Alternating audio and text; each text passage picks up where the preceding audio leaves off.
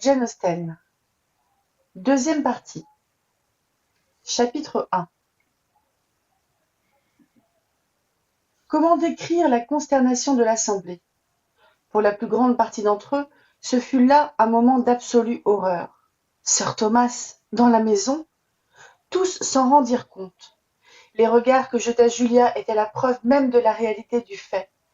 Et après les premières exclamations, plus un seul mot ne fut prononcé pendant une bonne demi-minute. Chaque personne, le visage altéré, regardait quelqu'un d'autre et presque tous trouvaient cette situation la plus inconfortable, la plus désastreuse de toutes. M. Yates pouvait bien la considérer comme étant uniquement une interruption vexante de la soirée. Et M. Rushworth pouvait bien imaginer qu'elle était blessante.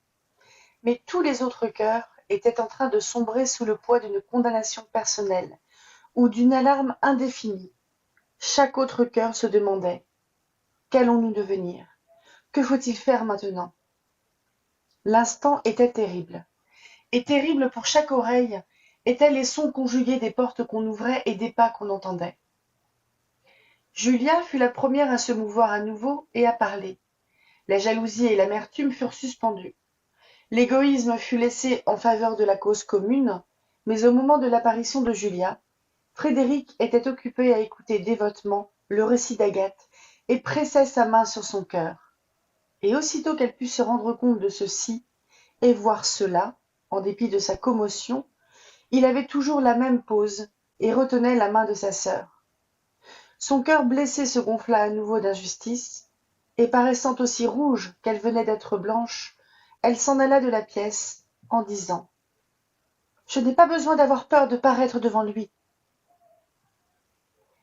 Sa sortie brisa la trêve, et au même moment les deux frères allèrent de l'avant, sentant la nécessité de faire quelque chose.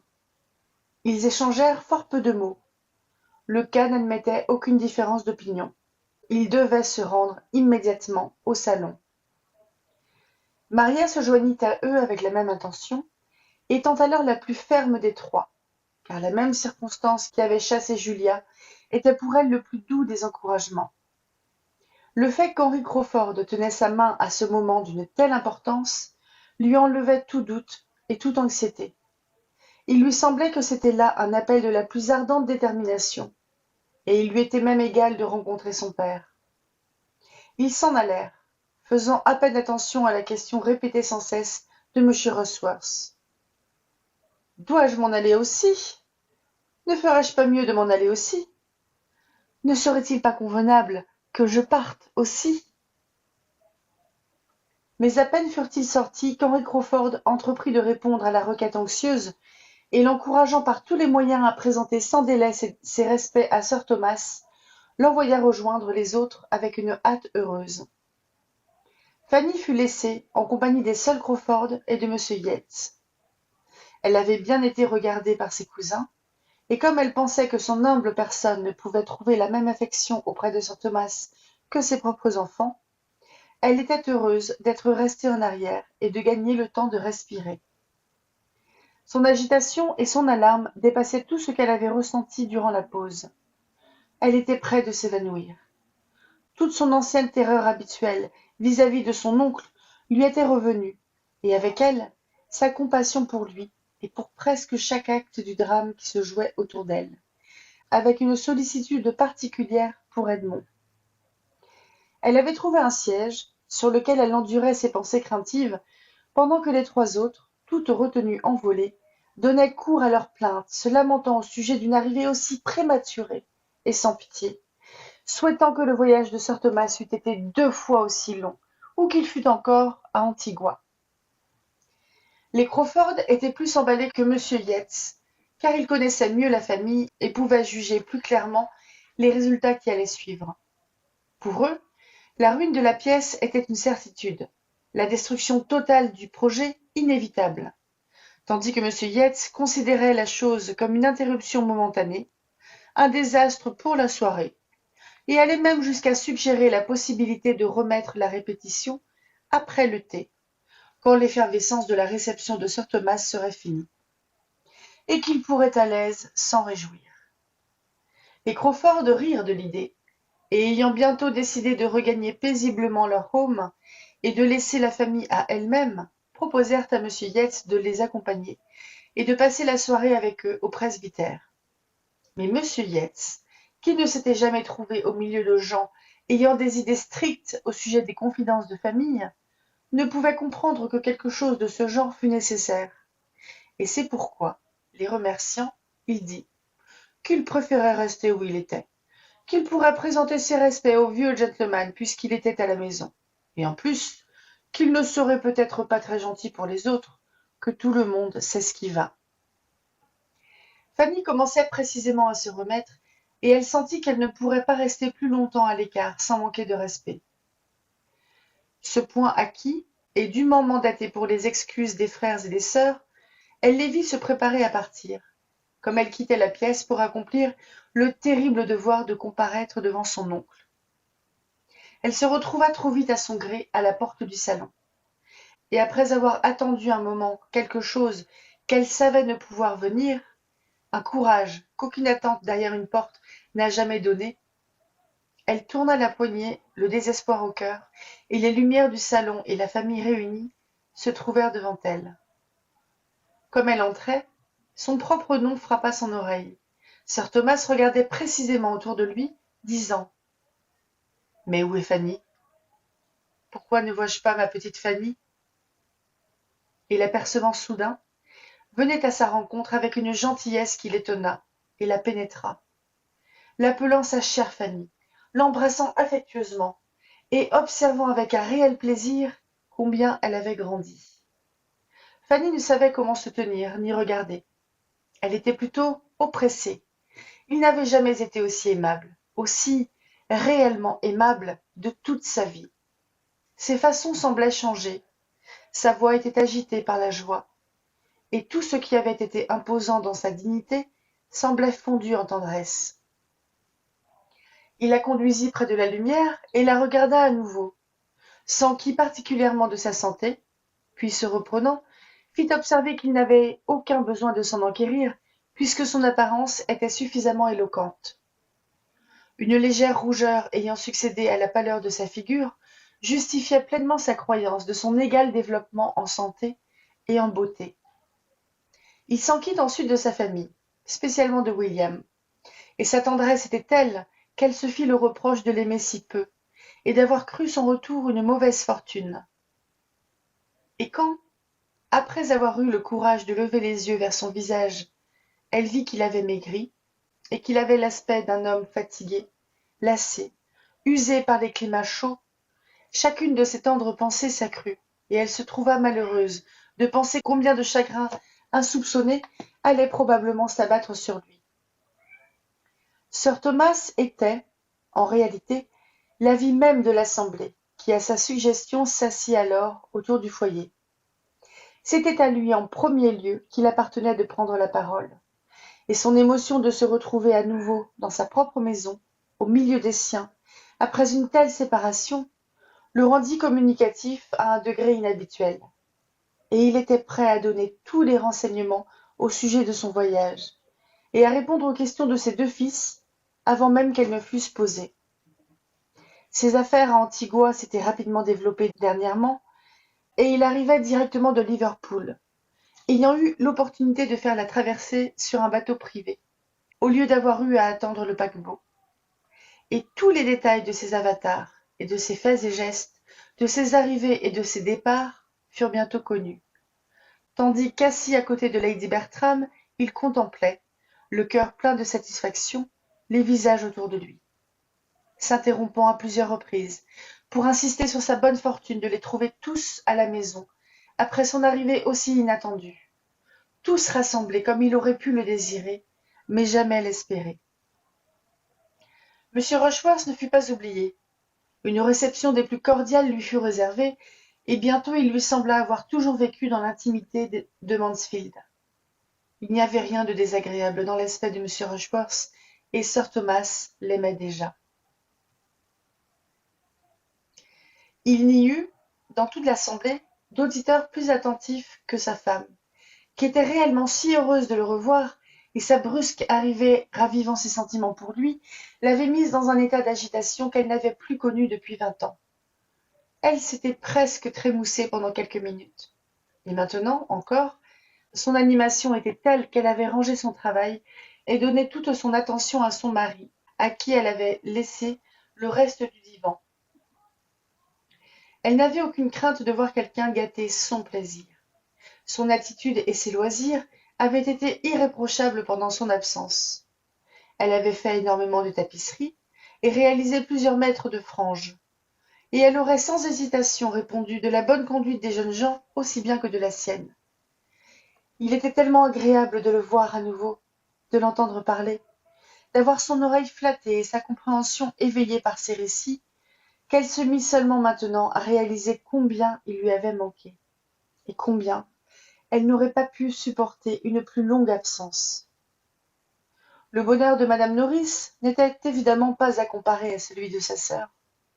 Non pas qu'elle redoutât les appréciations de sir Thomas sur l'état actuel de la maison, car son jugement avait été faussé, au point qu'après avoir rapidement fait disparaître le manteau de satin rose de M. Rushworth au moment de l'entrée de son beau-frère, on pouvait à peine prétendre qu'elle montrait quelque alarme. Mais elle était contrariée par la manière de son retour. Celui-ci l'avait laissée sans réaction. Au lieu de l'appeler à sa rencontre hors de la pièce pour la rencontrer la première et annoncer la bonne nouvelle par toute la maison, sir Thomas, au mépris de la réaction que pourrait produire sa façon de faire sur des personnes aussi sensibles que sa femme et ses enfants, n'avait pris comme confident que le maître d'hôtel et l'avait suivi presque instantanément au salon. Madame Nourrice se trouva frustrée d'un rôle qu'elle avait toujours aspiré à remplir, qu'il s'agît de l'annonce de son arrivée ou de celle de sa mort. Et il n'y avait aucun espoir de pouvoir se rendre importante maintenant, alors que seule la tranquillité et le silence étaient demandés. Si encore sir Thomas avait consenti à manger, elle aurait abruti la cuisinière d'injonctions harassantes et injurié le valet de pied pour le forcer à se dépêcher. Mais non, sir Thomas déclina résolument toute invitation à dîner. Il ne voulait rien prendre, rien avant que le thé ne fût servi. Il attendait même à peine le thé.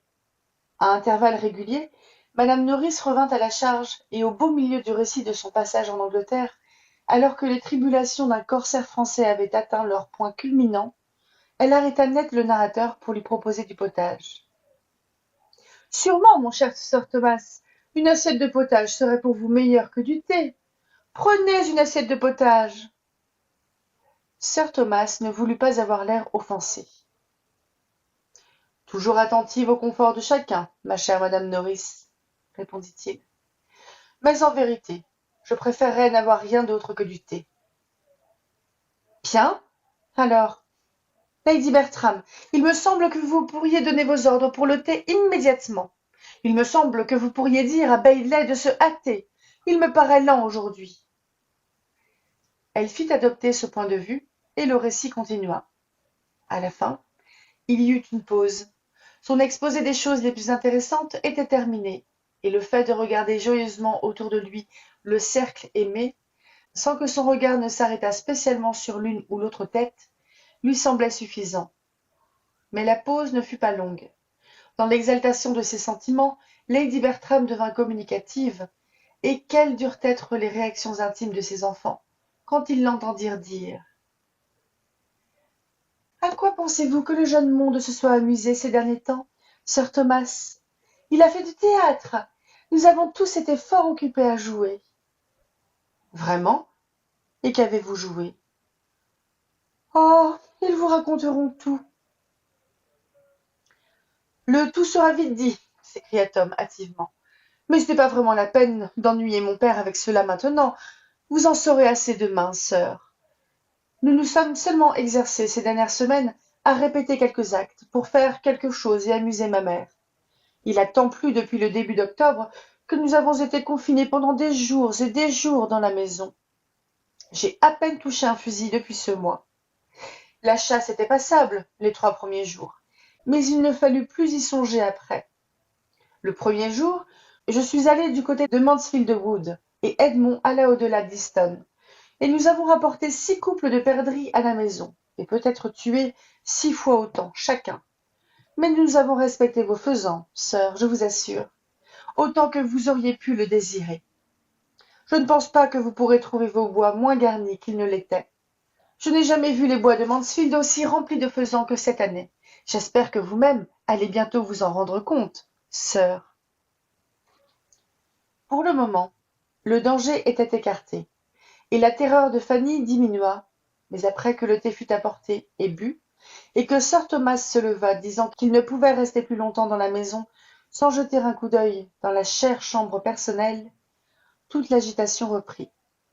Il avait disparu avant qu'aucun mot ne fût dit pour le préparer au changement qu'il allait trouver là, et un moment de panique suivit sa disparition. Edmond se reprit le premier. « Quelque chose doit être fait, dit-il. Il est grand temps de songer à nos invités, ajouta Maria, sentant toujours sa main pressée sur le cœur d'Henry Crawford et se préoccupant peu du reste. Où avez-vous laissé mademoiselle Crawford, Fanny? Fanny expliqua le départ et fit part de leur message. Alors, ce pauvre Yates est tout seul, s'écria Tom. Je vais le chercher. Il ne sera pas de trop quand tout sera découvert. Il se dirigea vers le théâtre et l'atteignit juste à temps pour assister à la première rencontre de son père avec son ami. Sir Thomas avait plutôt été étonné de trouver les bougies allumées dans sa chambre et promenait un regard ébahi autour d'elle. S'apercevant qu'elle présentait des symptômes d'habitation récente et une certaine confusion parmi le mobilier. Le déplacement de la bibliothèque de devant la porte de la salle de billard l'affectait particulièrement. Mais il eut à peine le temps de s'étonner de ceci que des sons étranges provenant de la salle de billard même l'étonnèrent davantage. Quelqu'un y parlait très haut. Il ne connaissait pas la voix. Plus que parlante, presque hurlante. Il marcha vers la porte, se réjouissant à ce moment de l'opportunité d'une communication immédiate, et l'ouvrant, se retrouva sur la scène d'un théâtre, face à un jeune homme déclamant et semblant vouloir le repousser. Au moment précis où Yates aperçut sir Thomas, où il commençait peut-être de la façon la plus parfaite une tirade qu'il n'avait jamais aussi bien attaquée de toutes les répétitions, Tom Bertram entra par l'autre porte de la chambre, et jamais il n'eut plus de difficulté à maintenir sa contenance. L'apparence solennelle et figée de son père, sa première apparition sur une scène, et la métamorphose graduelle du passionné baron Wildenheim en la personne polie et convenable de M. Yates, présentant ses excuses à sir Thomas Bertram, étaient une telle exhibition, un si réel passage de vrai théâtre, qu'il n'en aurait pas voulu perdre un épisode pour un empire. Ceci serait peut-être la dernière, très probablement la dernière, scène sur ce plateau. Mais il était certain qu'il ne pouvait y en avoir de meilleure. On pouvait tirer le rideau après ceci. Mais il y avait peu de temps à perdre en pensées réjouissantes. Il était urgent qu'il intervienne aussi et fasse les présentations. Et d'une façon embarrassée, il fit ce qu'il put. Sir Thomas prit connaissance de M. Yates avec toute la cordialité qu'on pouvait attendre de son caractère, mais en réalité était loin de priser cette nouvelle relation, aussi bien que la façon dont elle s'était présentée à lui. Les antécédents de la famille Yates lui étaient suffisamment connus pour faire de la présentation de l'ami personnel une autre des centaines d'introductions nouvelles d'amis particuliers de son fils. Et il lui fallut toute la félicité de se retrouver à nouveau à la maison, et toute la patience dont il était capable, pour préserver sir Thomas de la colère de se sentir dépaysé dans sa propre maison, prenant part à une exhibition ridicule au milieu d'un théâtre stupide, pour le forcer à accepter de faire la connaissance d'un jeune homme qu'il ne pouvait approuver, et dont les façons d'indifférence aisées durant les premières 5 minutes semblaient le désigner comme étant le plus qualifié des deux pour se trouver chez lui. Tom comprit les pensées de son père, et souhaita ardemment de le voir toujours aussi bien disposé à ne leur donner qu'une expression modérée, commençant à réaliser plus clairement ce qu'il avait fait auparavant, qu'il y avait probablement là un sujet d'offense, qu'il pouvait y avoir un motif au coup d'œil que jetait son père au plafond et au mur de la pièce, et que quand il s'enquit de la table de billard, ce n'était certainement pas par simple curiosité.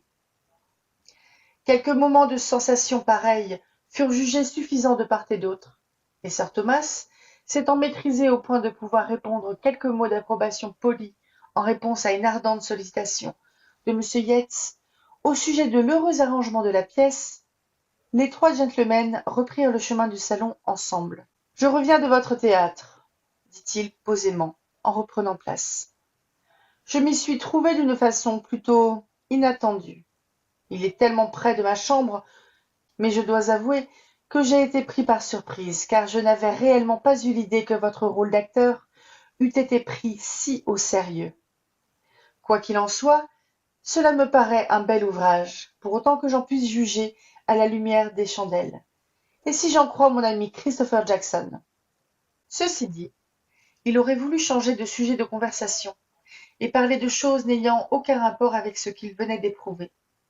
Mais M. Yates, sans aucun discernement pour les aspirations de sir Thomas, sans aucune déférence, sans aucune délicatesse, sans discrétion aucune qui lui aurait permis de placer son mot à la suite des autres, le maintenait sur le thème du théâtre, le tourmentait de questions et de remarques à son sujet, et finalement entreprit de lui faire part de l'histoire entière de son désappointement à Ecclesford.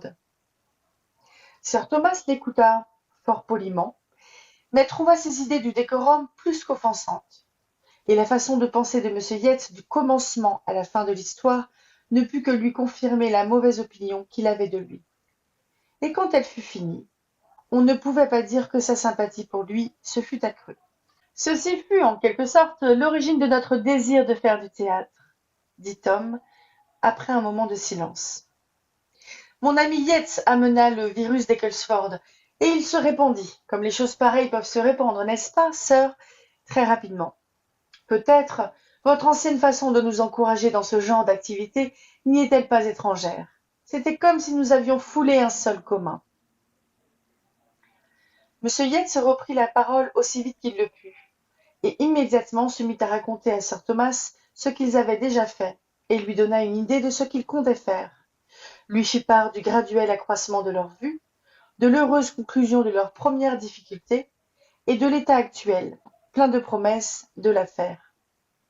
Le fait de relater toutes ces choses avec tant d'ardeur l'avait non seulement rendu totalement inconscient des mouvements de malaise de certains de ses amis, leur changement de contenance, leur crispation, leur d'impatience, et l'avait même empêché de voir l'expression des visages sur lesquels ses yeux se fixaient parfois, de voir les noirs regards du visage contracté de sir Thomas, tandis qu'il fixait avec un empressement interrogateur ses filles et Edmond, insistant particulièrement sur ce dernier.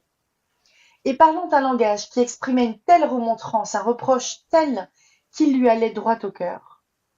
Son expression n'en était pas perdue non plus pour Fanny, qui avait reculé sa chaise derrière le coin du sofa occupé par sa tante, et passant inaperçue elle-même, voyait tout ce qui se déroulait devant elle. Elle n'aurait jamais pu penser qu'elle aurait à être témoin d'une telle expression de reproche de la part de sir Thomas à l'endroit d'Edmond, et l'idée qu'il l'avait en tout point méritée lui était insupportable. Ce regard disait clairement « Je compte sur votre propre jugement, Edmond. Qu'avez-vous fait là ?» Elle se plia en esprit devant son oncle, et de son cœur jaillit un cri. « Oh, pas lui! Regardez les autres, mais pas lui !» Monsieur Yates parlait toujours. À vrai dire, sir Thomas, nous étions au beau milieu d'une répétition lorsque vous êtes arrivé. Nous repassions les 3 premiers actes, et non sans succès, après tout. Notre compagnie est maintenant si dispersée, depuis que les Crawford sont rentrés chez eux, que nous ne pouvons pas faire plus ce soir. Mais si vous voulez nous faire l'honneur de votre présence demain soir, je ne serai pas effrayé du résultat. Nous demandons votre indulgence, vous comprenez, en tant que nouveaux acteurs. Nous demandons seulement votre indulgence. Mon indulgence vous est acquise, monsieur, répliqua sir Thomas gravement, mais sans autre répétition. Et avec un sourire contenu, il ajouta « Je reviens à la maison pour être heureux et indulgent. » Puis, se tournant vers les autres en général, il demanda tranquillement « Il était fait mention de monsieur et mademoiselle Crawford dans les dernières lettres que j'ai reçues de Mansfield. Les trouvez-vous d'agréables relations? Tom était le seul de tous à avoir une réponse prête, et comme il ne se trouvait l'objet d'attention particulière d'aucun, ni de jalousie aussi bien en amour qu'au théâtre, il pouvait en parler élégamment. Monsieur Crawford était le plus élégant des jeunes gens, et sa sœur une douce, gentille, élégante jeune fille. Monsieur Rushworth ne put se contenir plus longtemps. Je ne veux pas prétendre qu'il ne soit pas un gentleman, mais vous devriez dire à votre père qu'il n'a pas plus d'1 m 50. Sinon, il s'attendra à voir un bel homme. Sir Thomas ne comprit pas très bien ceci, et regarda avec quelque surprise celui qui avait parlé. Si je dois dire ce que je pense, poursuivit M. Rushworth, à mon idée, il est très désagréable de toujours répéter la même chose. C'est exagérer une bonne chose. Je ne suis plus aussi emballé qu'au début. J'estime que nous ferions beaucoup mieux de rester assis ici, entre nous, à ne rien faire. Sir Thomas le regarda à nouveau. Ensuite, répliqua en souriant approbativement. Je suis heureux de voir combien nos sentiments se rencontrent à ce propos. J'en éprouve une satisfaction sincère. Il est parfaitement naturel que je sois prévoyant et que j'aie la vue bonne et sente certains scrupules que mes enfants ne peuvent pas sentir. Que mes idées au sujet de la tranquillité domestique, d'un home fermé aux plaisirs bruyants, dépassent les leurs. Mais que vous ressentiez ceci à votre âge est une circonstance très favorable pour vous-même et pour tous ceux que vous côtoyez. Et je suis très sensible à l'importance d'un allié d'un tel poids. Sir Thomas voulait exprimer l'opinion de M. Rushworth en termes meilleurs qu'il ne pouvait le faire lui-même. Il savait qu'il ne devait pas s'attendre à trouver un génie en la personne de M. Rushworth, mais il lui rendait justice en tant que jeune homme sain d'esprit, ayant de meilleures notions que son élocution ne pouvait le laisser supposer. Il fut impossible pour la plupart des autres de ne pas sourire. M. Rushworth ne savait plus très bien quelle contenance observer au milieu de ces opinions diverses. Mais, se considérant infiniment flatté de la bonne opinion qu'avait de lui Sir Thomas, et ne s'aventurant plus souvent à ouvrir la bouche, il fit du mieux qu'il put pour que cette opinion durât un peu plus longtemps.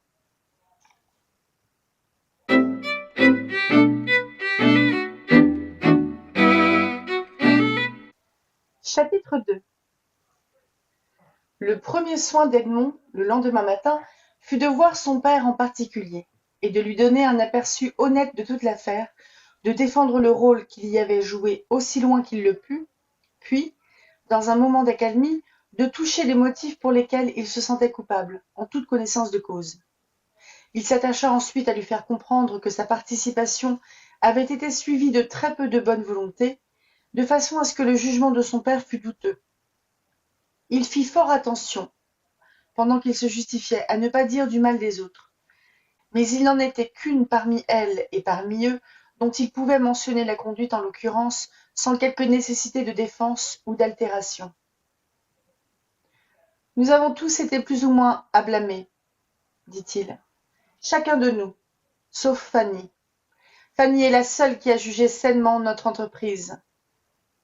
Son opinion a été négative depuis le début. Elle n'a jamais cessé de penser à ce que nous vous devions. Fanny est telle que vous pourriez le désirer. Sir Thomas réalisa toute l'inconvenance d'un tel plan au milieu de ce monde, et à ce moment, aussi fortement que son fils aurait pu le désirer. En fait, il le ressentit tellement fort qu'il ne dit rien. Et serrant la main d'Edmond, lui fit comprendre qu'il devait essayer d'en chasser le souvenir, et de l'oublier, comme lui-même l'avait oublié aussitôt que la maison avait été débarrassée de tout ce qui pouvait lui rappeler la pièce, et rétablie dans son état habituel. Il ne fit aucune remontrance à ses autres enfants. Il préférait penser qu'ils comprenaient leur erreur que de courir le risque d'investigation. La fin immédiate de toute chose, le nettoyage de tout préparatif, devait être suffisant. Cependant, il y avait dans la maison une personne à qui il ne pouvait cacher ses sentiments. Il ne put entendre madame Norris insinuer que son avertissement aurait pu prévenir ce que son jugement aurait désapprouvé. La jeunesse avait monté ce plan d'une façon inconsidérée. Ils auraient dû être capables de décisions meilleures entre eux, mais ils étaient jeunes, et à l'exception d'Edmond, pensait-il, de caractères indécis. Et c'est pourquoi, à sa grande surprise, il ne pouvait pas plus admettre son acquiescement à leurs desseins malheureux, sa contenance devant leurs plaisirs turbulents, que le fait même qu'une pareille distraction avait pu être suggérée.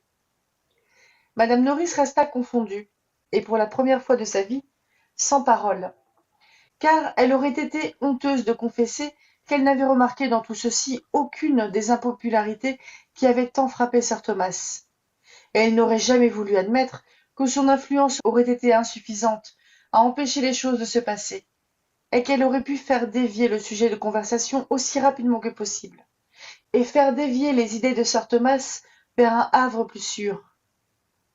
Elle s'employa à faire plus admirer par son auditoire la façon dont elle avait soigné les intérêts et le confort de la famille, que les efforts et les sacrifices que cela lui avait coûtés, à faire quelques bonnes petites insinuations de méfiance au sujet de la façon dont Lady Bertram et Edmond comprenaient l'économie, et sa façon à elle de traiter ces questions, façon par laquelle de sérieuses économies avaient pu être faites et plus d'une mauvaise servante décelée. Mais son atout majeur était à Sotherton. Sa plus grande gloire était d'avoir établi le contact avec les Rushworth. Là, elle triomphait. Elle s'appropria tout le mérite d'avoir amené l'admiration de M. Rushworth pour Maria à son stade actuel.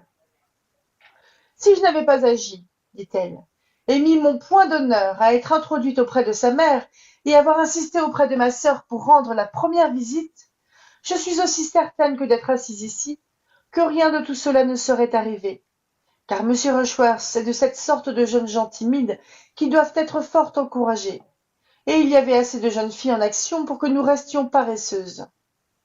Mais je remuais ciel et terre pour persuader ma sœur, et à la fin, je la persuadai. Vous connaissez l'éloignement de Sotherton. C'était au milieu de l'hiver et les routes étaient impraticables, mais je réussis à la persuader. Je sais avec exactitude combien grande est votre influence sur Lady Bertram et ses enfants, et je suis le plus qualifié pour vous dire, mon cher sir Thomas, si vous aviez vu l'état des routes ce jour-là, j'ai cru que nous n'y arriverions jamais, bien que nous ayons fait atteler à 4, évidemment, et le pauvre vieux cocher nous accompagnait, par pur dévouement et par pure affection, car il était à peine capable de s'asseoir sur le siège, en raison de ses rhumatismes au sujet desquels je le drogue depuis Mathusalem. Je réussis à le guérir à la fin, mais il a été très mal tout l'hiver, et quel temps ce jour-là! Je ne trouvais le temps de monter à sa chambre pour le dissuader de nous accompagner qu'au moment du départ. Il mettait sa perruque. Aussi lui dis-je, cocher, vous feriez mieux de ne pas aller. Lady Bertram et moi serons très prudentes. Vous savez combien Stephen est ferme, et Charles a été si souvent sous les harnais maintenant que je suis sûre qu'il n'y a aucune crainte à avoir. Mais cependant, je compris bien vite qu'il n'en ferait rien. Il inclinait à venir, et comme j'ai horreur de paraître vouloir insister, je ne dis plus rien. Mais mon cœur saignait pour lui à chaque choc. Et quand nous atteignîmes les mauvaises avenues près de Stoke, où le lit de pierre était recouvert de glace et de neige, vous ne pouvez imaginer ce que j'ai enduré. J'étais presque à l'agonie. Et les pauvres chevaux, donc, les voir ainsi s'exténuer. Vous savez ce que je ressens toujours pour les chevaux. Et que croyez-vous que je fis quand nous arrivâmes au pied de Sandcroft Hill? Vous allez vous moquer de moi, mais je descendis, et je me mis à marcher, comme je vous le dis. Cela ne pouvait pas les aider beaucoup, mais c'était quelque chose, et je n'aurais pu supporter de rester assise bien à l'aise et me faire traîner par ces nobles animaux. J'ai pris un bon rhume, mais à cela je ne fis pas attention. Mon but était atteint. J'espère que nous n'aurons jamais autant d'ennuis avec cette relation que vous n'en avez eu à l'établir. Il n'y a réellement rien de transcendant dans les manières de M. Rushworth, mais j'ai été heureux la nuit passée de constater ce qu'il m'a semblé avoir son opinion sur un sujet, sa préférence marquée d'une paisible réunion de famille au tumulte du théâtre. Il m'a semblé être alors exactement ce qu'on aurait pu souhaiter qu'il soit. Oui, certainement, et mieux vous le connaîtrez, plus vous l'aimerez. Il n'a pas un brillant caractère, mais il a 100 autres qualités, et il est tellement disposé à vous suivre en tout que j'ai dû en rire, car tout le monde trouve qu'il me ressemble. Sur ma parole, madame Nourrice, dit madame Grant l'autre jour, si monsieur Rushworth était votre propre fils, il ne pourrait tenir sir Thomas en plus grand respect. Sir Thomas, mis en échec par son échappatoire, désarmé par sa flatterie, abandonna la partie. Ce fut une matinée bien remplie pour lui. Ses entretiens avec chacun n'en occupèrent qu'une partie. Il devait reprendre contact avec toutes les anciennes occupations à Mansfield, voir son intendant et son régisseur pour examiner et supputer, et entre deux tâches, visiter ses étables et ses jardins, et ses plus proches plantations. Mais actif et méthodique, il avait non seulement achevé ceci avant de reprendre sa place de chef de famille à la table du dîner, mais il avait également mis le charpentier au travail, le chargeant d'enlever ce qui avait été ajouté si récemment dans la salle de billard, et donné sa démission au décorateur. Celui-ci était parti, n'ayant sali qu'une seule pièce, abîmé toutes les éponges du cocher et rendu 5 des aides oisifs et mécontents. Et Sir Thomas avait bon espoir de voir d'ici un jour ou deux effacer toute trace de ce qui avait été, de même que la destruction de tous les exemplaires du livret de vœux d'amant de la maison, car il brûlait tous ceux que ses yeux rencontraient. M. Yates commençait maintenant à comprendre les intentions de Sir Thomas, quoiqu'il n'en comprît pas toujours la source. Son ami et lui avaient été chassés la majeure partie de la matinée, et Tom en avait profité pour lui expliquer, avec des excuses correctes pour les agissements de son père, ce qui allait se passer. M. Yates le comprit aussi bien qu'on pouvait le supposer. Être ainsi désappointé de la même façon, une seconde fois, était une persistance de la malchance, et son indignation était telle que n'avait été son amitié pour son ami et la plus jeune sœur de celui-ci, il aurait probablement attaqué le baronnet au sujet de l'absurdité de ses agissements. Il le crut très fermement aussi longtemps qu'ils furent à Mansfield Wood, et tout au long du chemin du retour. Mais quelque chose, dans l'attitude de Sir Thomas quand ils s'assirent à la même table, le persuada qu'il valait mieux le laisser penser à sa façon et garder pour lui ses impressions. Il avait déjà vu plusieurs pères très désagréables, et souvent il avait été frappé par les ennuis qu'ils occasionnaient, mais jamais, de toute sa vie, il n'en avait rencontré un de cette classe, si incompréhensiblement moral, et d'une tyrannie aussi infâme. C'était un homme qu'on ne pouvait subir qu'à cause de ses enfants, et il pouvait remercier sa fille Julia, à qui il devait uniquement de voir M. Yates passer encore quelques jours sous son toit. La soirée se passa calmement, du moins en apparence, car intérieurement toutes les pensées étaient agitées, et la musique faite par les filles de Sir Thomas à sa requête ne put aider à cacher le désir de réelle harmonie. Maria était dans un bel état d'agitation. Il était maintenant de la plus extrême importance pour elle que Crawford ne perde aucun temps pour se déclarer, et l'idée seule qu'un jour pourrait se passer sans avancer les choses la troublait. Elle l'avait attendu toute la matinée, et toute la soirée aussi, elle l'attendit. M. Rushworth était parti tôt, porter la grande nouvelle à Sotherton, et elle espérait sincèrement que le don d'un éclaircissement aussi immédiat le préserverait de jamais revenir. Mais on n'avait vu personne du presbytère, pas une âme, et on n'en avait eu aucune nouvelle, à part un mot amical de félicitations par lequel Madame Grant demandait à Lady Bertram quelques explications. C'était le premier jour depuis des semaines et des semaines que les familles avaient été complètement séparées. 24 heures ne s'étaient jamais passées depuis le début d'août sans qu'elles ne se soient rencontrées d'une façon ou d'une autre. C'était une triste et anxieuse journée, et le lendemain, quoique d'une façon différente, ne le fut pas moins. Quelques instants d'une joie fiévreuse furent suivis d'heures de souffrance aiguë. Henry Crawford était à nouveau dans la maison. Il s'amena en compagnie du docteur Grant, qui était pressé de présenter ses respects à Sir Thomas, et à une heure plutôt matinale, ils furent introduits dans la salle à manger où se trouvait une grande partie de la famille. Bientôt, Sir Thomas apparut, et Maria assista avec agitation et délice à la présentation à son père de l'homme qu'elle aimait. Son émotion était indéfinissable, et le resta encore quelques instants lorsqu'elle entendit Henry Crawford, placé entre elle et Tom, demander à ce dernier à mi-voix s'il existait un projet de reprendre la pièce après l'heureuse interruption présente, avec un coup d'œil courtois à Sir Thomas.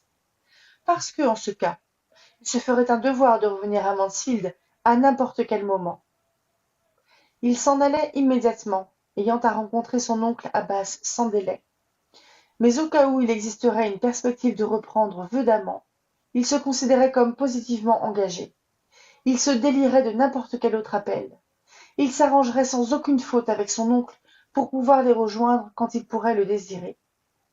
La pièce ne pouvait pas être à l'eau par son absence. De Bath, Londres, Norfolk, York, n'importe où je pourrais être, dit-il. Je vous rejoindrai sur le champ. Il fut heureux à ce moment que Tom eut à répondre, et non sa sœur. Il put immédiatement répondre avec facilité. Je regrette que vous partiez, mais quant à notre pièce, c'est fini. Entièrement fini. Il regardait significativement son père.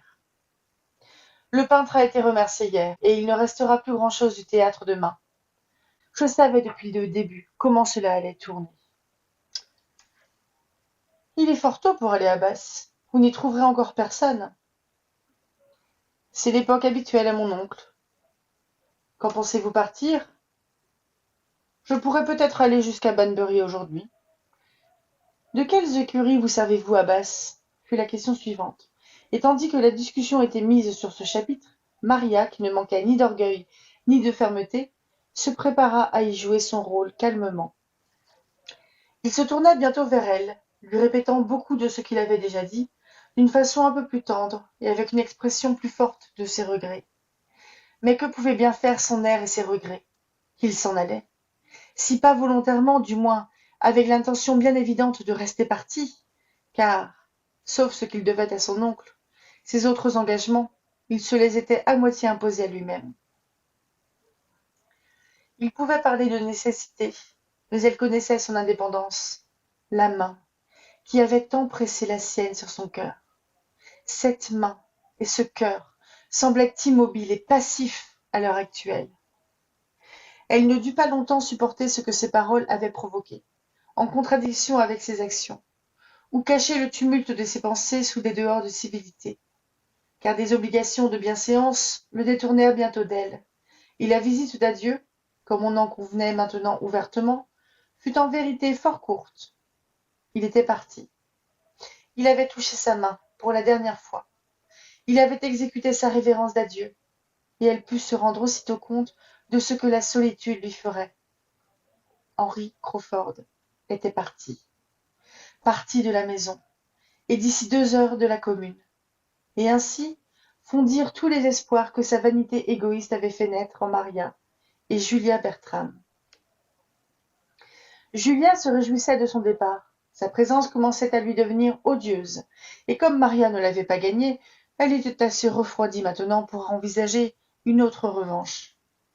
Elle ne voulait pas voir le scandale ajouté à l'abandon. Henry Crawford parti. Elle plaignait même sa sœur. Fanny jugea la chose d'un esprit dégagé. Elle l'avait entendue au dîner et la trouva blessante. Tous les autres la mentionnaient avec regret, et ses mérites étaient jugés selon la gradation des sentiments, depuis la sincérité de la vie trop partielle d'Edmond jusqu'à l'indifférence de sa mère qui parlait uniquement par routine. Un jour ou deux après, M. Yates s'enfuit également. Sir Thomas prit à son départ le plus grand intérêt. Désireux de se trouver seul en famille, la présence d'un étranger plus important que M. Yates aurait été fâcheuse. Mais lui, frivole et arrogant, oisif et dépensier, c'en avait été trop. En lui-même, il était assommant, mais comme ami de Tom et admirateur de Julia, il devenait nuisible. Il eût été indifférent à Sir Thomas que M. Crawford restât ou s'en allât. Mais ses souhaits de bon voyage à M. Yates, tandis qu'il l'encourageait jusqu'à la porte d'entrée, furent donnés avec une satisfaction sincère. M. Yates avait assisté à la destruction de tous les travaux préparatoires à l'érection du théâtre à Mansfield, l'enlèvement de tout ce qui avait appartenu à la pièce. Il quitta la maison, revenu à son aspect habituel, et Sir Thomas espérait, en le voyant dehors, être débarrassé du dernier objet propre à lui rappeler l'existence du fameux plan. Madame Norris contribua à enlever de sa vue un article qui aurait pu le désespérer. Le rideau, dont elle s'était occupée avec tant de talent et tant de succès, l'accompagna à son cottage, où elle s'aperçut de la nécessité soudaine d'un tapis de table vert.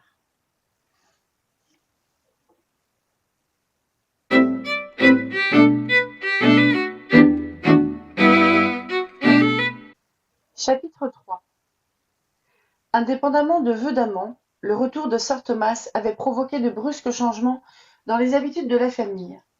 Sous sa direction, Mansfield ne se reconnaissait plus. Quelques-uns de ses pensionnaires renvoyés et la raison de beaucoup d'autres attristés, ce n'était plus que monotonie et mélancolie en comparaison du passé, une sombre réunion de famille rarement égayée. Il y avait peu de rapport avec le presbytère. Sir Thomas, généralement peu avide d'intimité en général, était particulièrement peu enclin en ce moment à voir qui que ce fût, sauf à un endroit. Les Rushworth étaient la seule addition qu'il sollicitait au cercle de famille. Edmond ne se demandait pas pourquoi les sentiments de son père étaient tels, pas plus qu'il ne regrettait quelque chose, à l'exclusion des Grant.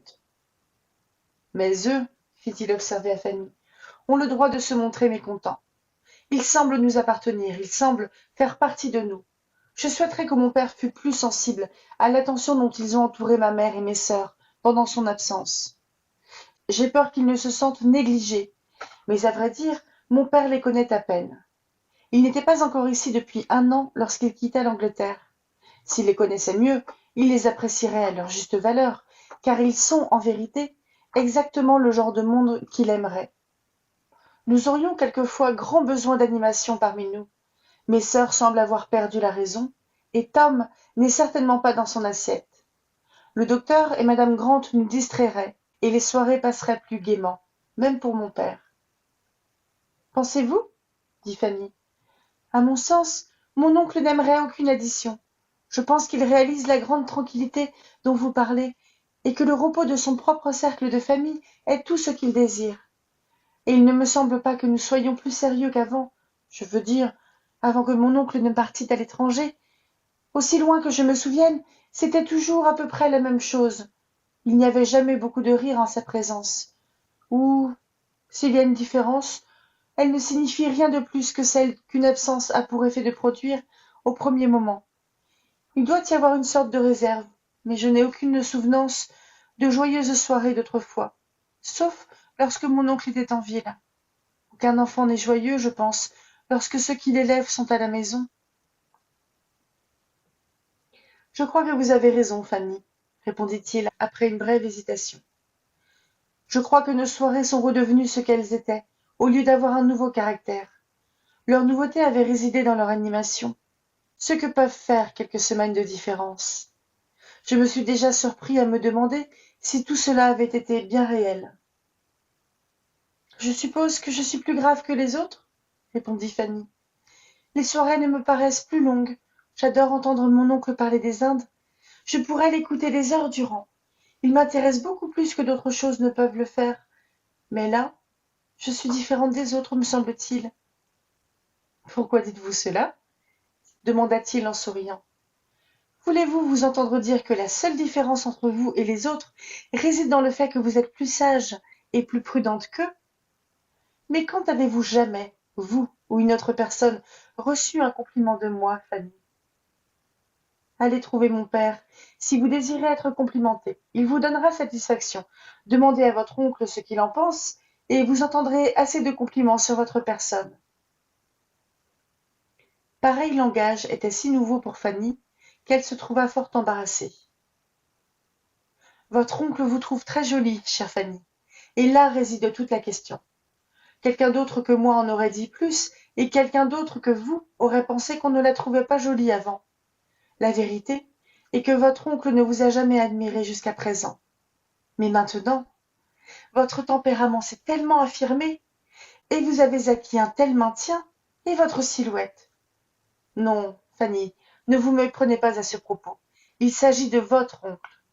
Si vous ne pouvez supporter l'admiration d'un oncle, qu'allez-vous devenir ? Vous devez réellement commencer à vous fortifier dans l'idée que vous êtes agréable à regarder. Vous devez essayer de ne pas vous en faire au sujet de votre évolution en une charmante petite femme. Oh, ne parlez pas ainsi, ne parlez pas ainsi, s'écria Fanny, plus affligée qu'il ne pouvait le penser. Mais voyant sa détresse, il abandonna le sujet et poursuivit plus sérieusement. Votre oncle est disposé à vous plaire en toutes choses, et je voudrais seulement que vous lui parliez un peu plus. Vous êtes l'une de celles qui sont trop silencieuses à nos veillées. Mais je lui parle plus que je n'avais l'habitude de le faire, j'en suis sûre. Ne m'avez-vous pas entendu le questionner hier soir au sujet de la traite des esclaves? Si, en effet, et j'espérais voir cette question suivie d'autres. Votre oncle eût été rempli d'aise d'avoir à répondre à plus de demandes. Et je voulais le faire, mais il y avait un silence. Et pendant que mes cousins, assis, sans dire un mot, semblaient se désintéresser du sujet, d'une façon qui ne me plaisait pas, j'ai pensé que mon audace aurait pu paraître un désir de me mettre à l'avant-plan, à leurs dépens, en montrant une curiosité et un plaisir qu'il aurait pu souhaiter trouver chez ses filles. Mademoiselle Crawford avait parfaitement raison à votre endroit, lorsqu'elle disait de vous l'autre jour que vous redoutiez les éloges autant que les autres femmes les recherchaient. Nous nous trouvions au presbytère parlant de vous, et telles furent ses paroles. Elle a un discernement profond. Je ne connais personne qui puisse mieux qu'elle définir les caractères. Pour une si jeune femme, c'est remarquable.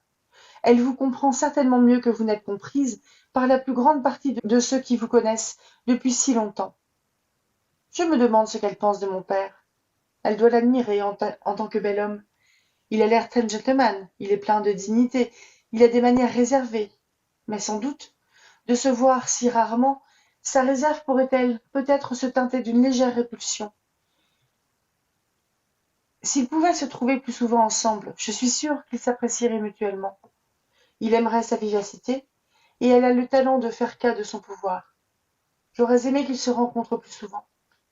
J'espère qu'elle ne suppose pas qu'il y ait quelque animosité de sa part.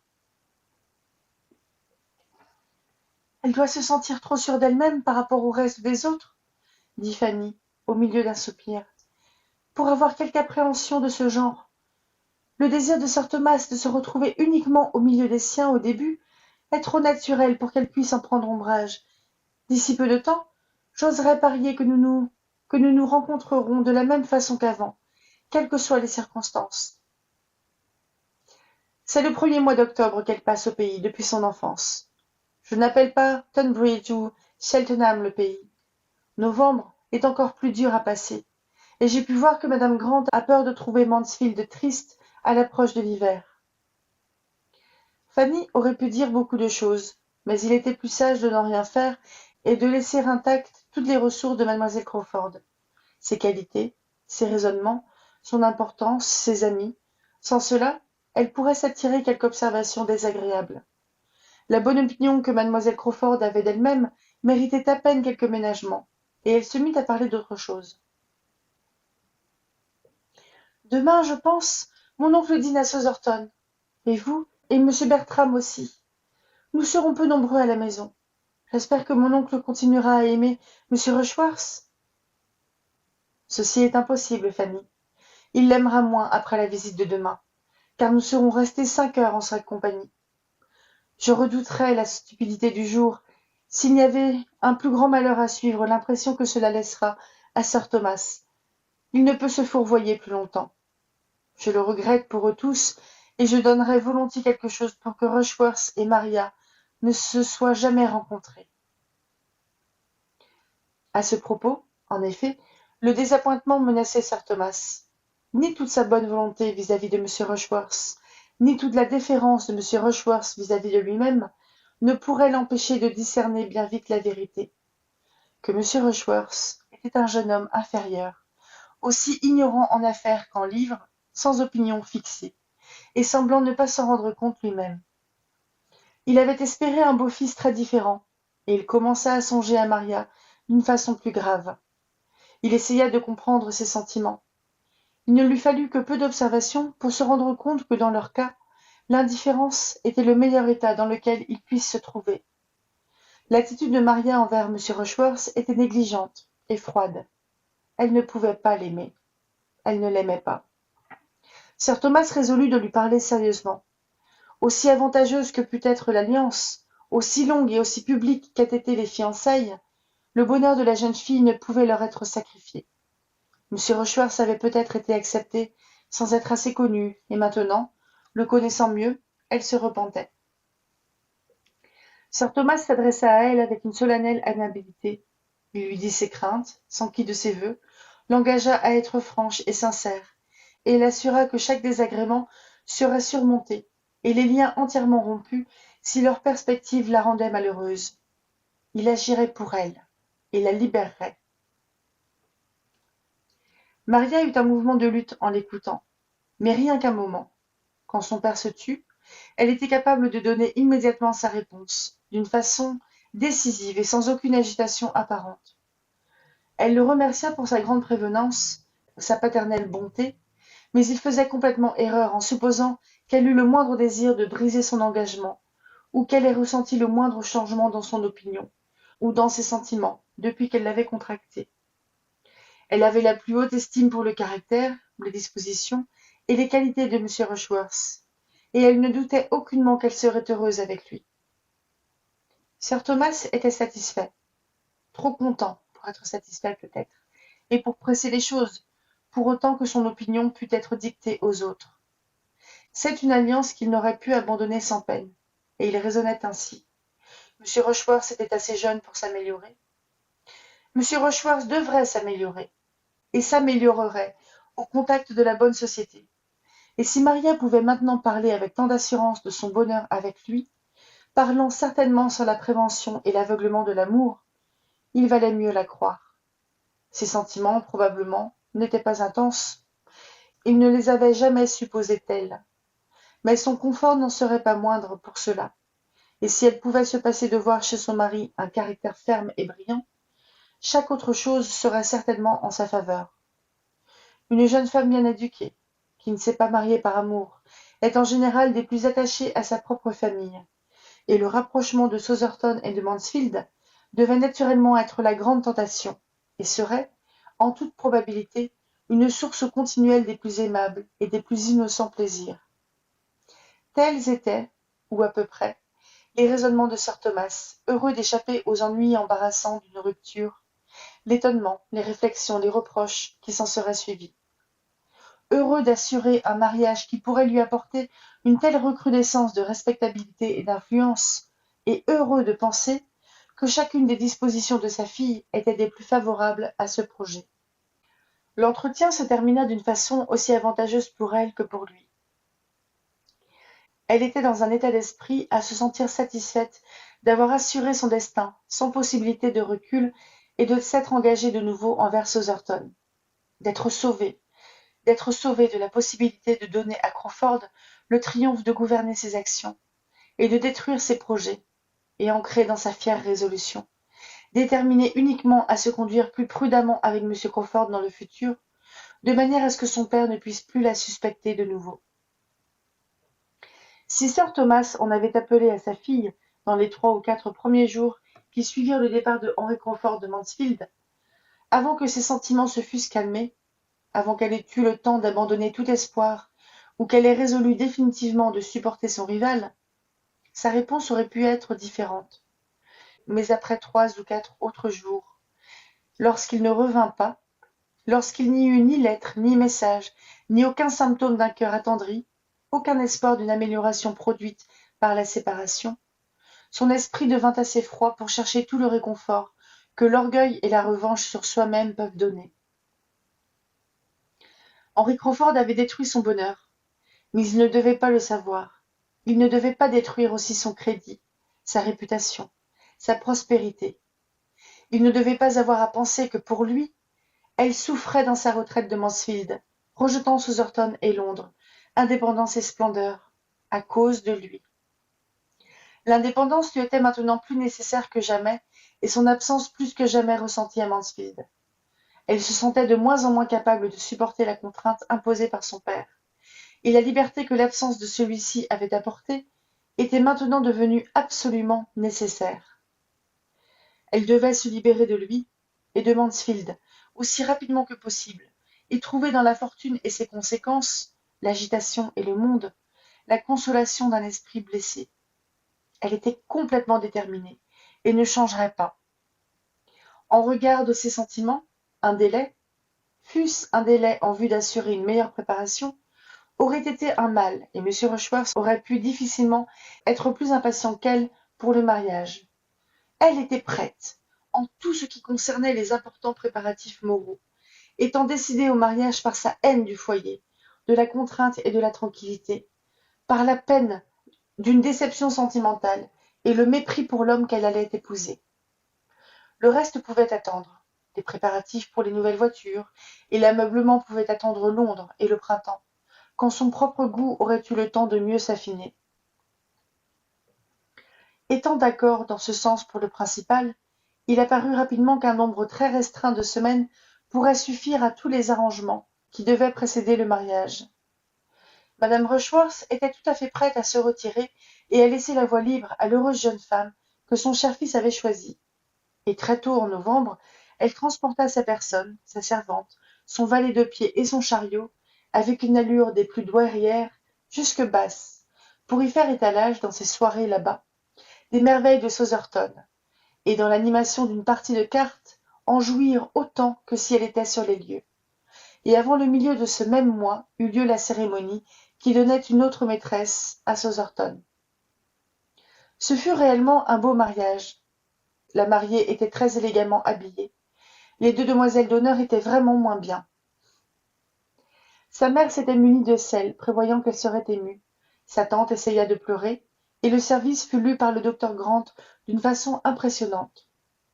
Rien ne put être critiqué quand les voisins discutèrent la question, excepté que la voiture qui conduisit la mariée, le mari et Julia, de la porte de l'église à Sotherton était celle que M. Rushworth avait employée 12 mois auparavant. Dans chaque autre détail, l'étiquette de la journée supportait la plus stricte investigation. C'était fait, et ils étaient partis. Sir Thomas éprouvait ce qu'un père anxieux doit ressentir, et en fait, éprouvait beaucoup de l'émotion que sa femme avait appréhendée pour elle-même, et à laquelle elle avait heureusement échappé.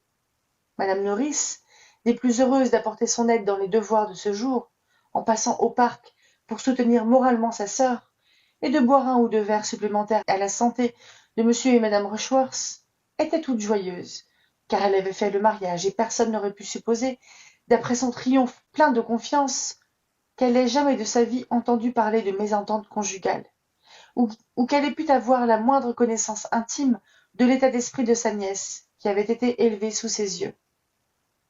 Le plan du jeune couple était de partir pour Brighton après quelques jours et d'y prendre là une maison pour quelques semaines. Chaque endroit public était nouveau pour Maria, et Brighton est presque aussi gai en hiver qu'en été. Quand la nouveauté de l'amusement de cet endroit serait épuisée, il serait temps de se rendre sur la scène plus importante de Londres. Julia avait l'intention d'aller avec eux à Brighton.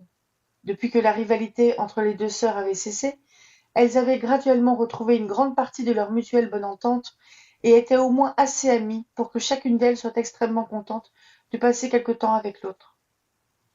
Avoir une autre compagnie que celle de M. Rushworth était de la première nécessité pour sa femme, et Julia était tout aussi avide de nouveautés et de plaisirs que Maria, quoiqu'elle n'ait pas dû travailler autant pour les obtenir et qu'elle pût mieux supporter une situation subalterne. Leur départ provoqua un autre changement matériel à Mansfield, un vide qui nécessita quelque temps pour être comblé. Le cercle de famille se rétrécit beaucoup, et bien que mademoiselle Bertram y eût en dernier lieu ajouté sa gaieté, elles ne purent qu'être regrettées.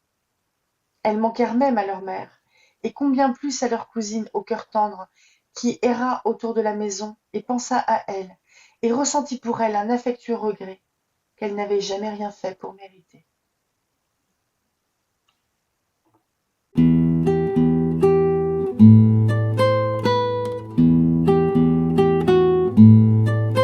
J'ai l'impression que quand je lis un truc, non mais en fait c'est pas que quand je lis un truc qu'il est là, mais il vient souvent faire sa petite sieste, là c'est son dodo, sur mon tas de linge, une partie du tas de linge qui est pliée et pas rangée s'il vous plaît. Bonjour et bienvenue dans ce nouveau vlog lecture sur Mansfield Park de Jane Austen. Je sais plus combienième, j'ai arrêté de compter, mais on a entamé donc la deuxième partie. Je crois j'avais fait un calcul savant, là, je vais vous dire. On est à 43% de Mansfield Park, donc on se rapproche quand même de la moitié du livre. La dernière partie fera une centaine de pages, et celle-là, elle en fait un petit peu moins. Bon, la deuxième partie sera un poil plus courte que la première, et la dernière partie est à peu près équivalente à la première.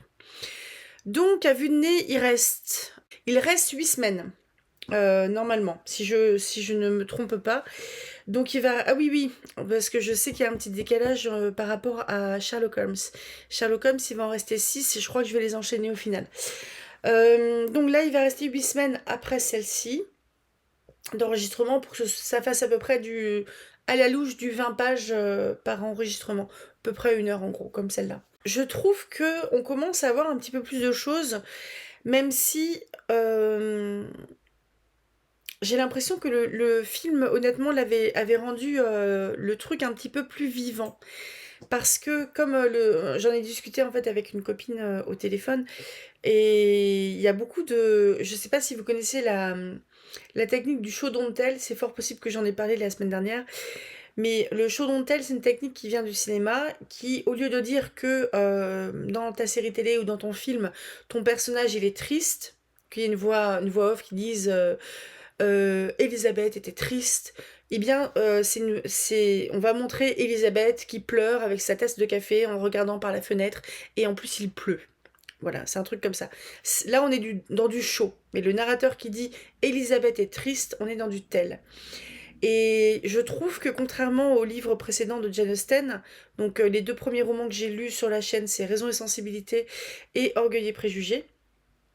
Contrairement aussi à ce que j'ai lu d'autres, j'ai lu Lady Susan, Sanditon. Bon, Sanditon, je mets un peu de côté parce que elle a écrit à peu près un tiers du roman avant de décéder, et c'est une autrice contemporaine qui l'a terminé. C'est un très bon bouquin quand même, hein. Et les quelques textes de Juvenilia, je mets de côté. Mais en gros, je trouve qu'on est sur un roman où elle essaye un autre genre de narration, et c'est un genre de narration qui fait qu'on est moins impliqué. Parce que justement, elle nous dit que Elisabeth est triste, au lieu de nous décrire que Elisabeth regardait par la fenêtre les rues qui étaient toutes humides, le temps qui était gris et les passants qui portaient des parapluies, et Elisabeth pleurait dans son café qu'elle portait entre ses mains pour se réchauffer. Donc là, par exemple, ça explique que on n'a pas prononcé une seule fois le terme triste ou tristesse. On dit juste, enfin, il y a quand même un petit côté un petit peu triste, rien que dans la description et enfin bon, c'est une description comme ça, hein, c'est pas parole divine, mais on est dans quelque chose ouais, qui est plus dans la démonstration que dans l'explication. Et l'explication, souvent, c'est un petit peu chiant. L'explication, c'est ce qui se faisait dans le temps, hein, quelque part. Et donc j'ai un peu l'impression quand même qu'elle essaye de tester un autre mode de narration. J'ai pas le souvenir. Je sais juste que j'ai lu Catherine Morland, c'est Northanger Abbey. Northanger Abbey, qui est pourtant un film que j'ai aimé. Et Catherine Morland, c'est le tout premier Jane Austen que j'avais lu. Et je n'avais pas aimé du tout. Donc peut-être que ses œuvres de jeunesse sont un peu plus funny. Pourtant, je trouve qu'il y a un peu d'humour. Là. Il y avait plein de petites notes d'ironie. Que en gros, par exemple, là, bon, je reviens sur le texte, les 3 chapitres qu'on vient de lire. On a Sir Thomas, donc Lord Bertram, qui revient, ce qui bouleverse un peu tout le monde parce que, oulala, ils étaient en train de se préparer à jouer, enfin, s'entraîner en fait à jouer une pièce qui est quand même qui est super scandaleuse, surtout jouée par des gens qui ne sont pas acteurs. Je pense que les acteurs, ils n'avaient pas forcément bonne presse. Souvenez-vous de Sienna dans Les Chroniques de Bridgerton, la première saison, qui était la maîtresse d'Anthony et qui était cantatrice. Sienna, grosso merdo, c'est une prostituée. Grosso merdo. Plus une courtisane. Mais je pense qu'aux yeux de la bonne société, les comédiennes, enfin les artistes, mais les artistes de manière générale, hein, je pense hommes ou femmes, peut-être plus les femmes, ça a une mauvaise réputation. C'est plus un théâtre de mœurs. Je sais pas si c'est le bon terme parce que je suis pas assez calée en théâtre, mais grosso modo, c'est une pièce de théâtre, si je me souviens bien, j'en ai parlé la semaine dernière, qui va traiter de relations extra-conjugales, donc de sexe en gros. Bon, c'est peut-être pas sexuel non plus, c'est pas montré comme dans le théâtre de nos jours. La pièce de théâtre Venamment, ça parle de relations extra-conjugales, et je crois bien aussi que ça parle de la naissance d'un enfant hors mariage. C'est un petit peu méga shocking. Je pense que de nos jours, on s'en fout un peu, mais remontez à quand vous étiez enfant. Est-ce que dans vos classes, par exemple, il y avait beaucoup d'enfants qui étaient nés de parents qui n'étaient pas mariés? Moi, je suis née dans les années 80, on va dire, j'étais à l'école, j'ai commencé à me rendre compte de certaines choses dans les années 90. Je suis une fille divorcée, c'était pas très courant. Mais pourtant, c'était que 90, hein. Ce n'est que il y a 25 ans. Je suis vieille. C'était que il y a 25 ans et je pense que c'était déjà, enfin, c'était encore plutôt choquant. Et là, le fait de parler en fait de choses si choquantes, mais là, il n'y a pas que des frères et des sœurs. Il y a des voisins, il y a le fiancé, et ça parle en plus de trucs qui sont choquants. Je pense que ça aurait été juste une famille qui jouait tout ça, je pense qu'il aurait quand même pas fait. Parce que c'est choquant, et pour que ce soit au point que quand même Lord Bertram détruise les exemplaires de vœux d'amant qu'il avait, je pense que les bouquins c'était quand même bien plus précieux que de nos jours où en gros balancer un poche au feu, c'est peut-être pas bien méchant quoi, mais à l'époque on n'était pas dans la grande industrialisation encore et enfin les livres étaient pas si nombreux que de nos jours. Donc c'est à se demander un peu qu'est-ce qu'il fout là dans cette bibliothèque, ce bouquin. Et aussi, je trouve que ça, on peut se poser des questions sur qui c'est qui est plus consensuel, conventionnel, conservateur, et qui dans la famille est plus libéral. Je pense que c'est ça l'opposition, un libéral contre conservateur. Où là, en gros, Fanny, elle a un côté peut-être un peu vieux jeu, comme Edmond, comme le père. Le frère, les deux frangines, ils le sont moins. Ils sont plus peut-être pas scandaleux, mais plus libéraux. Je sais pas si j'utilise les bons termes, parce que je trouve je touche un peu à la politique, et je rejette violemment la politique, ça me donne de l'urticaire, enfin, peut-être pas, mais enfin, je rejette la politique, donc j'ai pas forcément les bons termes qui vont avec. Mais là, je suis plus en fait en termes de pensée que le conservateur, c'est pourquoi changer, on est bien comme on est. Et puis, il y a l'importance du regard de l'autre, alors que bah, l'autre frère et les deux sœurs Bertram et Henry Crawford qui avait insisté pour qu'une des sœurs ait le rôle et pas l'autre, hein. Souvenez-vous, il voulait jouer avec Maria, la sœur aînée qui était promise à Rushworth, qui est ennuyée comme la pluie, et il voulait pas que Judas joue. Souvenez-vous. Et petit truc aussi, c'est que les Crawford, Henry Crawford et Maria Crawford, ils viennent de Londres. Les autres, là, de Mansfield, à part le grand frère, ça bouge pas. Donc c'est pas du tout les mêmes trucs. Je mettrais même cette opposition-là, en fait, à ceux qui habitent la grande ville, la capitale, et les provinciaux. Et comme aujourd'hui, en fait, il peut y avoir, je pense, une opposition de pensée entre les Parisiens et ceux qui habitent même des grandes villes, mais dans la province. Peut-être bien. Peut-être. Non, je sais pas, mais peut-être, sans doute. Sans doute. Parce que je pense que ceux qui habitaient à Londres, ils avaient accès à plus de choses, comme les Parisiens aussi. Mais maintenant, par exemple, Internet, c'est un super outil qui permet d'avoir plein de trucs et de... Mais comme à l'époque aussi, je pense, mais à une autre échelle évidemment, de pouvoir s'informer sur plein de choses, mais aussi croire très fort que la Terre est plate. Bon, j'ai pas allumé la lumière au-dessus, je suis un peu dans le noir, là, ce qui n'est pas bien grave. Bref, j'ai trouvé ça intéressant. Et j'ai trouvé que merde, j'ai oublié le nom. Papa Bertram qui revient des îles, là, il a été quand même vachement calme, il a pris sur lui.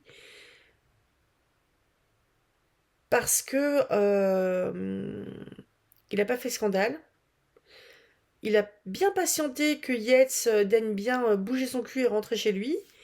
Et après, il a soufflé. Mais le père Rushworth, là, je l'ai perçu beaucoup plus sympathique qu'il l'était dans la première partie. Je pense qu'il est très content de rentrer, de retrouver sa famille, et que ça le soulève grave, en fait, qu'il y ait plein de monde, tout simplement, et que ce soit en plus sur quelque chose de scandaleux.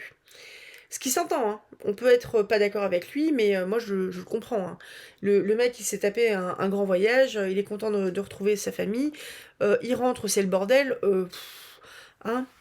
Surtout que je sais plus exactement, mais il y avait peut-être des notions de danger et tout ça aussi à Antigua, fin d'esclavage, etc. J'ai plus les dates en tête, je les avais données au dernier vlog lecture, la semaine dernière. Mais on a la traite des esclaves qui a été nommée. Et par qui? Par Fanny. Je sais pas si ce que Jane Austen a écrit est si, comment dire, éclatant que ce qui s'est passé dans le film. Je vais peut-être pas vous le dire, mais en gros, dans le film, Fanny, là, vous voyez, elle a juste posé quelques questions sur la traite des esclaves, elle a eu une réponse brève, après il y a eu un grand silence, elle n'osait plus rien dire, pour pas s'imposer. Ce qui s'entend, c'est son caractère, elle est très réservée, etc. Euh, dans le film, il y a un moment, je crois qu'elle tombe sur un document qui montre un peu ce que sont les négriers. Et là, en gros, elle réalise un peu tout ce que c'est. Parce que l'information ne circulait pas de la même manière. C'est une femme, donc les livres que lisent les femmes ne sont pas les mêmes que les livres que lisent les hommes, à l'époque surtout. Et je pense qu'elle n'avait pas du tout réalisé ce que c'était dans le film. Ou du coup, elle est super choquée. Et puis elle est surtout son oncle, qui était quand même un homme qu'elle respectait, il tombe en fait de son piédestal. Et là, il y a une espèce de réalisation de, il fait ça. Il fait ça, quoi. L'esclavage, c'est ça, et lui, il fait ça, mon oncle. Et bon, je sais pas si ça va être traité de la même manière dans le... Je vous dirai, mais j'aimerais bien que... Bah, je trouverais ça chouette, en fait, que quelque part, l'espèce de micro-révolte qu'il puisse y avoir dans ce livre, vienne de quelqu'un qui s'impose aussi peu que Fanny. Je trouve ça génial. Quelque part, non, peut-être pas à ce point-là. Je pensais à Antigone d'Anouilh, mais non, on n'est pas à ce niveau de rébellion. De rébellion, non. Et là, qu'est-ce qu'il y avait d'autre? Edmond m'a un petit peu agacée quand il parlait avec Fanny de Madame Crawford, de Mademoiselle Crawford. C'est parce qu'il a quand même dit putain de hier aussi, lui, c'est agaçant en fait. Il est sous le charme en fait, il a le béguin, je pense, et puis il voit pas du tout Fanny.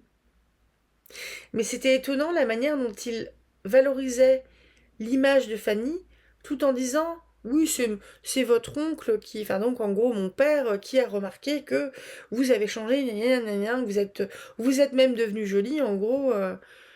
Et là, ce que Fanny a pas capté, c'est que ce qui va se préparer dans les petites têtes là, c'est oh, faudrait peut-être aller la marier.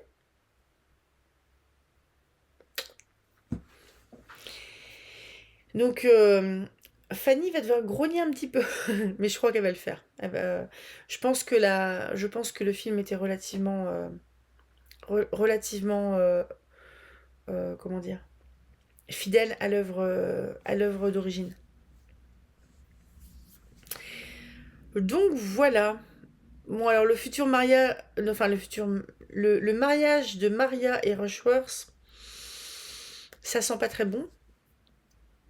Ça me fait penser en fait au discours de la mère Featherington pour ses filles, qui disait en gros mais tu te maries puis après tu t'occupes de tes gosses et tes gosses ça sera tout pour toi. Le mari c'est rien. C'est Ça donne pas très envie, hein. C'est quand même un gars avec qui elles sont censées vivre toute leur vie. Ça peut durer, on sait bien à l'époque la santé, le soin, etc. n'était pas le même, donc ça pouvait durer quelques mois comme 40 ans. Mais si on tombe mal, si on tombe, sans parler de violence, etc., si on tombe juste sur quelqu'un avec qui on s'entend pas du tout, bah c'est pas très, ça donne pas très envie, hein, tout ça, ma foi. C'est bien le mariage quand on peut choisir, pour de vrai. Je sais pas si j'ai autre chose à dire sur ce point. Ah si, il y a Madame Norris qui m'a fait rire. Le côté envie de se rendre indispensable. Au passage, elle met une grosse tartine sur sa sœur. Oh bah oui, bah Lady Bertram, je l'ai conseillé, mais en gros, heureusement que je suis là, parce que sinon elle fait que des conneries, hein. Et puis, et à quel point en fait elle écoute rien, elle se met que en avant, genre j'ai sauvé votre foyer, je vous ai fait économiser 4 pence. Enfin, c'est.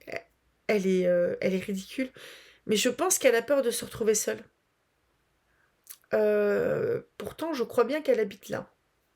Parce que comme son mari est mort et qu'elle n'est plus au presbytère, ce qui me semble bien que son mari était au presbytère, il me semble qu'elle habite chez eux. Mais peut-être qu'elle a peur de partir aussi. Ça n'a pas été précisé, c'est juste une interprétation de ma part. Mais on rejoint en quelque sorte aussi l'espèce d'obligation que les familles ont de prendre soin, prendre en charge les veuves, les orphelines, les cousines pauvres, les enfants pauvres, etc. D'ailleurs, pour ceux qui ont envie de lire du Bridgerton, sur ce sujet un peu précisément, je vous conseille le 3. Bah, c'est la prochaine saison. C'est enfin, c'est le livre avec Bénédicte. Très intéressant ce sujet. Et le dernier d'ailleurs aussi, le livre avec Grégory. Je vais m'arrêter là parce que je sais plus quoi dire. Moi, ça me plaît. Je trouve que l'intérêt est bien revenu. Je trouve que ça n'a pas forcément le niveau des deux premiers. Je pense que le Orgueil et Préjugés est meilleur. Je pense que Raison et Sensibilité, c'était un peu plus. Je sais pas, j'ai peut-être l'impression qu'elle se perd un peu dans ses personnages. Je sais pas, j'ai une impression de. Il y a un truc qui cloche, mais j'arrive pas à mettre j'arrive pas à mettre le doigt dessus. Mais ça me plaît, franchement ça me plaît. Je trouve juste que ouais, la première partie, il y avait des moments qui étaient un peu trop. Qui étaient quand même longs. Donc on va voir ce que ça va donner ensuite parce que. Bon, je me souviens plus parfaitement du film, mais j'ai bien aimé, moi. J'ai envie de voir la suite. Mercredi prochain, ça va être un book haul qui est déjà programmé. Et comme je vous l'ai dit, là, j'ai 3 manuscrits à lire pour mi-août. J'ai 4 manuscrits sur le feu de manière bénévole ou professionnelle. 3 et un quatrième qui va arriver mi-août. Donc j'ai un peu de mal à lire des choses entre guillemets pour moi, pas forcément des choses pour la chaîne, hein, juste des choses, la petite lecture entre guillemets plaisir, j'ai du mal à lui faire de la place et j'ai du mal aussi à faire de la place à de l'écriture. Donc il faut vraiment que je me bouge le cul.